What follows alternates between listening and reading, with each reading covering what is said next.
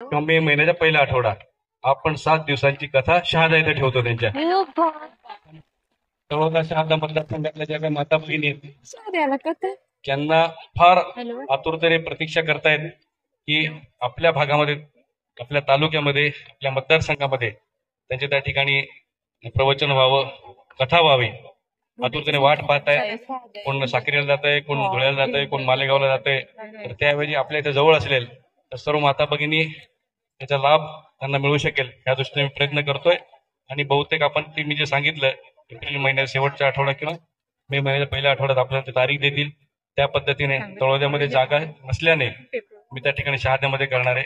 कारण जवळजवळ आपल्याला 300 एकर जागा लागणार आहे. तळोद्यामध्ये एवढी जागा कुठेच नाहीये. 300 एकर जागेमध्ये आपल्याला त्या ठिकाणी पार्किंग असेल, मग बसायची व्यवस्था असेल, जेवणाची भोजनाची व्यवस्था असेल, ही